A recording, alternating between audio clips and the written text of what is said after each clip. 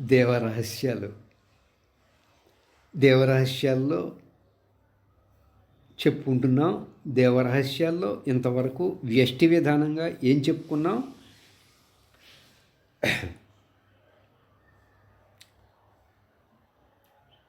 ఆత్మనేమో కైవల్యస్థానమైనటువంటి కంఠస్థానము దగ్గర చెప్పుకున్నాం. చిత్తమునేమో మహాకారణస్థానమైనటువంటి గ్రహణము వద్ద చెప్పుకున్నాం. బుద్ధినేమో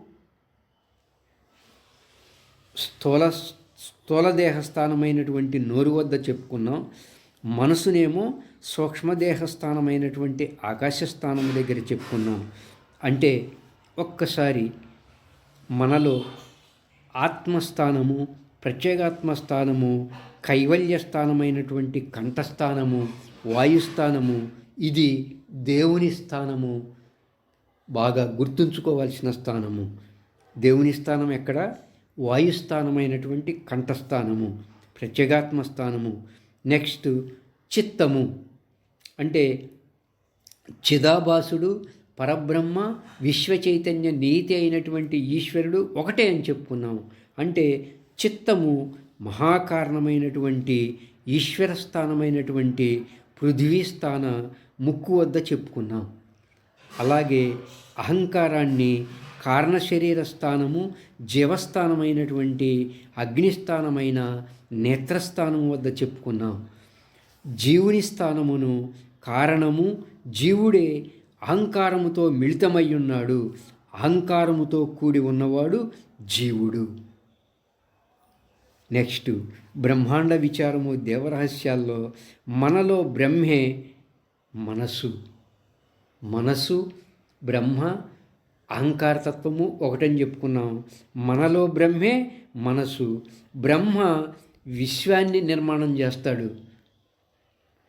మనలో బ్రహ్మే మనస్సు అంటే శ్రోత్రస్థానము దగ్గర ఉన్నటువంటి మనస్సే ఇక్కడ నిర్మాణం చేస్తున్నాడు. ఆ చతుర్ముఖ బ్రహ్మ నిర్మాణం చేస్తేనేమో ఈ వ్యావహారిక పంచభూతాలతో కూడిన ప్రపంచం ఏర్పడుతుంది. ఈ మనసు నిర్మాణం చేస్తేనేమో ప్రాతిభాషిక, కల్పిత, భ్రాంతి, స్వప్న, మనోప్రపంచం ఏర్పడుతుంది. అంటే చతుర్ముఖ బ్రహ్మ నిర్మాణం చేసిందేమో పంచభూతాలతో ఉన్నటువంటి అవ్యావహారిక విశ్వము.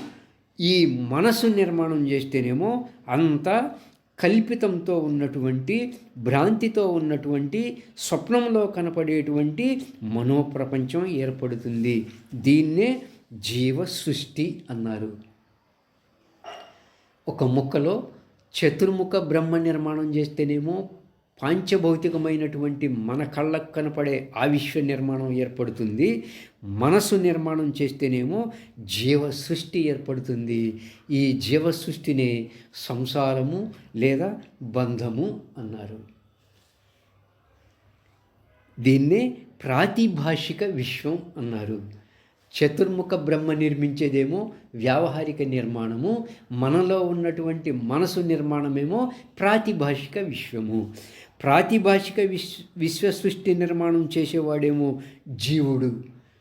వ్యష్టిగా తన మనసు చేత చేస్తూ ఉంటాడు. వ్యావహారిక విశ్వ సృష్టి నిర్మాణం చేసేవాడు ఈశ్వరుడు. ఆయన మనసు అయినటువంటి బ్రహ్మచేత ఈశ్వరుడు నిర్మాణం, ఈ పాంచభూతాత్మిక నామరూప సృష్టి ఏర్పడుతుంది. అంటే జీవుని యొక్క మనసు నిర్మాణం చేస్తే ప్రకృతి యందు మాత్రమే తోచే ప్రాతిభాషిక విశ్వం ఏర్పడుతుంది. అంటే మనలో ఉన్న బ్రహ్మ ఎక్కడున్నాడు? మనలో ఉన్న బ్రహ్మ చెవి దగ్గర. మనలో ఉన్న బ్రహ్మ అనేటువంటి మనసు, మనలో ఉన్న విష్ణువు అనేటువంటి నోరు, మనలో ఉన్నటువంటి రుద్రుడు అనేటువంటి అహంకారం నేత్రస్థానము. అంటే మనలో ఉన్న మనసు అనేటువంటి చెవి దగ్గర ఉన్నటువంటి మనసేమో సృష్టించే విధానము. చెవి దగ్గర ఉన్న మనసేమో సృష్టించే విధానముగా ఉన్నది. నోరు దగ్గర ఉన్న బుద్ధిదేమో పోషించే విధానముగా ఉన్నది విష్ణువు కాబట్టి. నేత్రము దగ్గర ఉన్న అహంకారమేమో రుద్రుడు కాబట్టి లయం చేసే విధానంగా ఉన్నది. ఇలా మనలో చైతన్యమైనటువంటి ఆత్మయే సమిష్టిలో పరమాత్మ. వ్యష్టి సమిష్టి ఒకటే అనుకుంటే అదే విశ్వ చైతన్యమగు శుద్ధ బ్రహ్మము కైవల్యస్థానమైనటువంటి కంఠస్థానము దగ్గర నిరూపించెదరు. వ్యష్టి సమిష్టులు ఒకటే అనుకుంటే అదే శుద్ధ బ్రహ్మము. అంటే ప్రత్యేగాత్మ పరమాత్మ ఒకటే అనుకుంటే దానికి శుద్ధ బ్రహ్మము అని పేరు. మనలో తెలివి పరబ్రహ్మ ఒక్కటే. ఈ రెండు ఒకటే అనుకున్నప్పుడు అది మహాకారణ శ్వాస దగ్గర దాన్ని శబల బ్రహ్మము, ఈశ్వరుడు, విశ్వ చైతన్య నియతి అన్నారు. తురీయం వరకు ఆత్మ, తురీయ అతీతమునందు శుద్ధ బ్రహ్మము. ఇక అక్కడ ప్రత్యేగాత్మ ఉండడు, అతడే శుద్ధ బ్రహ్మము. ఉపాధి ఉండటం వల్ల ప్రత్యేగాత్మ అన్నాం. ఉపాధి రహితమైతే బ్రహ్మమే. ఘటాకాశము అన్నాం. ఘటం విచ్ఛిన్నం చేశామా మహాకాశమే ఉంటుంది. అవిద్య ఉపాధిగా ఉంటే ప్రత్యేగాత్మ, అవిద్య తొలగిపోయిందా బ్రహ్మమే ఉంటుంది. మనసు బాగా గుర్తుంచుకోవాల్సిన స్థానాలు. మనసు, బ్రహ్మ, అహంకారతత్వము ఒకటి. ఆకాశ స్థానము, శ్రోత్రేంద్రియ స్థానము. సూక్ష్మ శరీర స్థానము రజోగుణము. అలాగే బుద్ధి, విష్ణువు, మహత్తత్వము ఒకటి. జలస్థానము, జిహ్వేంద్రియ స్థానము దగ్గర స్థూలదేహము, సత్వగుణము చెప్తారు. అలాగే అహంకారము, రుద్రుడు, అవ్యక్తతత్వము ఒకటి. అగ్నిస్థానము, నేత్రేంద్రియ స్థానము దగ్గర కారణ శరీరము తమోగుణంగా చెప్తారు. తెలివి పరబ్రహ్మ అంటే చిదాభాసుడు, పరబ్రహ్మ, విశ్వ చైతన్య నీతి అనేటువంటి ఈశ్వరుడు ఒకటి. పృథివీ స్థానమైనటువంటి ఘ్రాణేంద్రియ స్థానము దగ్గర చెబుతారు. మహాకారణము, శుద్ధ సత్వగుణమును అక్కడ చెప్తారు.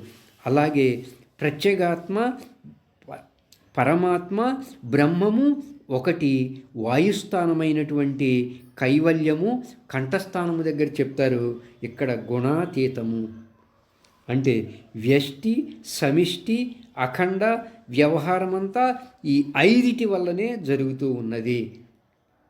దీనికే బ్రహ్మాండ విచారము అన్నారు స్వామిగారు.